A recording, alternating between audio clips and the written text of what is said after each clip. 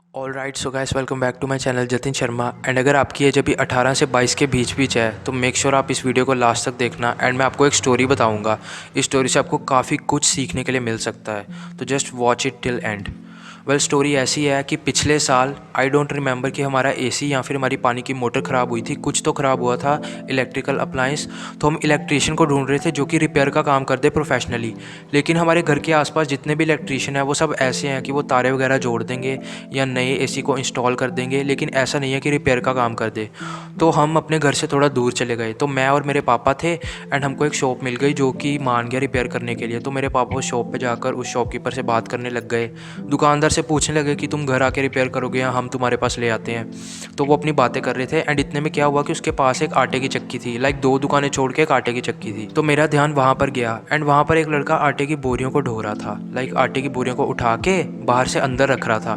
तो मेरे को 2-3 बारी मैंने उसको अच्छे से देखा एंड मेरे को अपने एक दोस्त की याद आई। हम उसका नाम अनमोल रख लेते हैं। तो मेरे को अनमोल जैसा लगा वो, लेकिन मैं 100% श्योर नहीं था कि ये अनमोल ही है, क्योंकि तब मेरी एज 21 साल थी। मुझे इतना तो पता चल चुका था कि दुनिया में कई लोग होते हैं जिसके फेशियल फीचर या फेस एक दूसरे से मेल खाता है, तो इसलिए मैं पक्का नहीं था। लेकिन जब उसको मैंने 4-5 बार और बोरियों को ढोते हुए देखा तो मेरे को श्योर हो गया कि ये अनमोल ही है। एंड मैं अपने डाउट को क्लियर करने के लिए उस दुकान के बाहर खड़ा हो गया। फिर जब वो बाहर आया दुकान से तो उसने एक बोरी पकड़ी हुई थी, तो उसका फेस थोड़ा सा टेढ़ा था क्योंकि बोरी कंधे पे रखी हुई थी। तो मैं देखकर ना, मैंने उसको अच्छे से देखा एंड मेरे को पता चल गया कि ये अनमोल ही है। लेकिन मैं फिर भी क्लियर करना चाहता था कि मैं गलत तो नहीं हूँ। तो मैंने उसको बोला कि अनमोल। उसने मेरी तरफ देखा, उसने आटे की बोरी रखी और अंदर चला गया। तो मेरे को लगा कि शायद मैं गलत हूँ, वो अनमोल नहीं होगा। मैं जाकर अपनी एक्टिवा पर बाहर ही बैठ गया। अब इतने में क्या होता है कि वो अपना फेस, अपने बाल, अपने बाजू वगैरह साफ़ करके आता है एंड इसके बाद वो बाहर आके बोलता है जतिन। तो मैं उसके पास जाता हूँ एंड मैं उसको देखकर हैरान होता हूँ कि ये क्या काम में लगा हुआ है। मेरे को शक था कि अनमोल है एंड वो शक सही निकला। तो एज अ गुड फ्रेंड होने के नाते मैंने उसको बिल्कुल भी जज नहीं किया। लाइक ये ह्यूमंस को करना चाहिए कि किसी को देखते जज नहीं करना चाहिए। मैंने भी उसको जज नहीं किया। मैंने उसको सबसे पहले यही पूछा कि तेरा क्या हाल चाल है, मम्मी पापा ठीक हैं और क्या बढ़िया चल रहा है सब। एंड मैंने उसको ये सब पूछा। उसके बाद मैंने उससे उसके भाई के बारे में पूछा। तो मेरे को पता चला कि ऐसे ऐसे लाइक इनका घर बार वगैरह ठीक नॉर्मल चल रहा है, कोई ज़्यादा खास नहीं है। एंड इसके बाद उसने और मैंने अपना नंबर एक्सचेंज किया एंड वो दुकान में वापस चला गया। उसने मुझे कहा कि मैं 5 या 6 बजे तुझे फ़ोन करूँगा तो तब हम बाहर मिलेंगे। तो मैंने कहा ठीक है।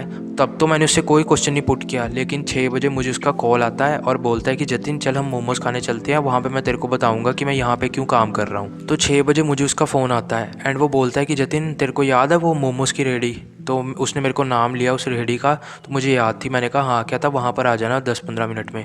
तो मैं चला गया। मैंने कहा कि मिलकर आते हैं एंड इसकी लाइफ के बारे में जानते हैं कि क्या चल रहा है, क्यों चल रहा है। ठीक है। तो मैं उसके पास गया एंड हमने मोमोज़ वगैरह खाए। तब तक हमने कोई बात नहीं की। इसके बाद खुद ही वो बोल पड़ा कि जतिन तो मुझे देखकर हैरान हुआ होगा कि मैं क्या करता था एंड मैं अब आटे की दुकान पे क्यों लगा हुआ हूँ। तो मैंने ज़्यादा कुछ ऐसा रिस्पॉन्स नहीं दिया कि उसको ज़्यादा ही नीच लगे कि ये मेरे को इतना हार्डली जज कर रहा है। मैंने कहा हाँ कोई बात नहीं, तू बाद में बता देना, अभी हम चलते हैं सैर वगैरह करते हैं। तो सैर वगैरह कर रहे थे एंड तभी मैंने उसकी स्टोरी सुनी। तो हुआ क्या था कि 12th के बाद क्या होता है, बच्चे के पास काफ़ी सारी स्ट्रीम्स होती हैं कि वो बाहर चला जाए, वो यहीं पे रह के अपनी स्टडी कंटिन्यू कर ले या कोई बिज़नेस वगैरह कर ले। हुआ ऐसे था कि 12th क्लास के बाद वो और मैं एक ही यूनिवर्सिटी में गए थे। मैं यूनिवर्सिटी का नाम नहीं बताऊंगा पर यूनिवर्सिटी सेम थी दोनों की। बस ये फ़र्क था कि उसका कोर्स अलग था, मेरा कोर्स अलग था। मैंने बीटेक ली थी एंड उसने मास कम्युनिकेशन ली थी। लेकिन यहाँ पर भी मैं ये नहीं बोल रहा कि मास कम्युनिकेशन बुरी है या बीटेक बेटर है, ऐसा मैं कुछ नहीं कह रहा। आप वीडियो को आगे तक सुनो एंड आपको समझ आएगा। तो क्या हुआ कि जब उसने मास कम्युनिकेशन ले ली तो बाई चांस ही पता नहीं कैसे उसके क्लास में कुछ ऐसे लड़के भी थे जो कि नेटवर्क मार्केटिंग वाले थे। अब उन लड़कों ने क्या किया कि उन्होंने इसको पकड़ा एंड इसके शायद ब्रेन में होगा कि मुझे जल्दी पैसे कमाने हैं या मुझे जल्दी अमीर बनना है। मे बी यही रीज़न हो सकता है, मुझे नहीं पता क्या रीज़न था। इसने नेटवर्क मार्केटिंग ज्वाइन कर ली उनके साथ। अब नेटवर्क मार्केटिंग वालों का क्या टारगेट होता है कि आपने 3 बंदों को कनेक्ट करना है एंड वो आगे 3 को करेंगे एंड वो आगे 3 को करेंगे एंड अपना प्रोडक्ट या सर्विस बेचेंगे। और जितने जितने आप हायर लेवल पे हो उतने उतने ज़्यादा आपको पैसे मिलेंगे। तो अनमोल मुझे बताता है कि हाँ उसको तब पैसे भी मिलने शुरू हुए थे एंड पैसे मिलने के साथ साथ वो इंस्टाग्राम पर अपनी ऐसी फ़ोटोज़ डालता था जिसको देखकर उसका काफ़ी रिच लाइफस्टाइल लगता था। लोगों को उस पर यकीन था कि हाँ ये पैसे कमा रहा है और अच्छे पैसे कमा रहा है, तो लोग उसके साथ जुड़ते थे। अब आप सबको पता है कि मैं उसका अच्छा दोस्त था, तो उसने सबसे पहले यूनिवर्सिटी में जब उसको वो लड़के मिले थे फर्स्ट ईयर में ही, उसने मेरे पर आके ट्राई की थी कि जतिन तू भी मेरे साथ नेटवर्क मार्केटिंग ज्वाइन कर ले एंड तेरे को 6-6 7-7 हज़ार रुपये मिल जाया करेंगे अगर तू सिर्फ 3 बंदों को जोड़ता है। तो मैंने उसको साफ साफ बोल दिया कि मैं नेटवर्क मार्केटिंग ज्वाइन नहीं करूँगा, मेरे को अपनी बीटेक पे ध्यान देना है। उसने मेरे को बहुत ज़्यादा फोर्स किया, लाइक वो मेरे को 6-7 महीने मैसेजेस वगैरह में या जब भी हम मिलते तो मेरे को ऑफ़र करता था कि तू हमारे साथ ज्वाइन कर ले, हम तेरे को इससे भी ज़्यादा पैसे दे देंगे। लेकिन मैं पता नहीं कैसे अपनी बात पर डटा रहा, क्योंकि मुझे यकीन था कि मुझे नेटवर्क मार्केटिंग ज्वाइन नहीं करनी और मेरा इंटरेस्ट भी नहीं था इस सब चीज़ में। लेकिन अब जो मैं आपको बात बताने वाला हूँ वो सुन लेना। मोस्ट ऑफ द बंदे दुनिया में क्या होते हैं, वो होते हैं लालची, या फिर उनको फास्ट ग्रोथ फास्ट सक्सेस चाहिए होती है, इसलिए वो इन चक्करों में पड़ जाते हैं कि उनको जल्दी से जल्दी कमाई हो। अब ऐसा ही काम अनमोल ने किया था, एंड अनमोल ऐसा था नहीं, मे बी हर एक बंदे के अंदर ऐसा ना ऐसा एक फ़ीचर हो कि उसको जल्दी पैसे कमाने हैं, पर अनमोल ऐसा नहीं था। ये रूप उसका बाद में बाहर आया, वो भी तब जब उसके दोस्तों ने उसको नेटवर्क मार्केटिंग में लगा दिया। अब ये सारी स्टोरी बताने का ये कारण है कि आपको अपने दोस्तों को अच्छे से चूज़ करना है। Choose your friends wisely. अगर उसकी दोस्ती उन लड़कों से ना होती तो आज वो आटे की दुकान पे नहीं लगता। अब वो आटे की दुकान पे क्यों लगा ये भी मैं आपको क्लियर कर देता हूँ। हुआ ऐसा था कि मास कम्युनिकेशन में बेसिकली उसका गोल था कि उसको एक अच्छा वीडियो एडिटर बनना है। लाइक जो सिनेमा वगैरह या जो भी मूवीज़ डॉक्यूमेंट्रीज बनती है वहाँ पे एक अच्छा वीडियो एडिटर को काफ़ी अच्छी सैलरी मिल जाती है, तो ये उसका मेन गोल था। लेकिन कुछ गलत संगत, कुछ गलत दोस्तों के कारण वो अपने गोल से भटक गया एंड उसने अपने गोल को छोड़ के नेटवर्क मार्केटिंग में पूरी ताकत लगा दी। अब हुआ ऐसा कि नेटवर्क मार्केटिंग में थोड़े पैसे तो उसने कमा लिए, लेकिन जो उसका मेन काम था, जो उसका मेन गोल था, वो उस चीज़ की तरफ ध्यान नहीं दे पाया। एंड हुआ धीरे धीरे ये कि नेटवर्क मार्केटिंग वाले जो उससे भी ऊपर थे लेवल में, जो उसके भी सीनियर थे, उन्होंने धीरे धीरे उसको बेसिकली काम से ही निकाल दिया। उन्होंने उसको कहा कि अब तेरी ज़रूरत नहीं है। इसके बाद क्या हुआ कि उसके 2-3 साल के कोर्स के बाद जब उन्होंने भी उसको बाहर निकाल दिया तो उसके पास कोई रास्ता ही नहीं बचा। अनमोल के पास कोई रास्ता ही नहीं बचा। उसके परिवार के पास इतनी सपोर्ट नहीं थी कि वो कह कर किसी के पास उसको काम पे लगवा दे, क्योंकि बेसिकली उसका कोर्स भी ऐसा था वीडियो एडिटिंग का कि जो अगर तो वो खुद काम ढूंढ ले तो वो कर लेगा। उसके पापा क्या कह कर लगवाएंगे कि हमारे लड़के ने वीडियो एडिटिंग किया तो इसको लगवा लो। लगवा तो सकते थे, लेकिन ये काफ़ी डिफ़िकल्ट एक कोर्स है। अगर मान लो मैंने इंजीनियरिंग की है तो इंजीनियरिंग में काफ़ी ज़्यादा लोगों को रिक्वायरमेंट होती है, तो मैं कहीं ना कहीं अड़ जाऊंगा। अच्छी जॉब नहीं करूंगा लेकिन अड़ जाऊंगा। लेकिन वीडियो एडिटर का थोड़ा मुश्किल होता है, उसका काम बेसिकली फ्रीलांस वाला होता है जब तक कि वो एक अच्छी क्वालिफ़िकेशन ना ले ले। वैसा ही अनमोल के साथ हुआ, इसका काम कंप्लीट नहीं हुआ था, इसने क्वालिफ़िकेशन नहीं ली, तो इसको लास्ट में मजबूरी में घर फ्री बैठना पड़ा।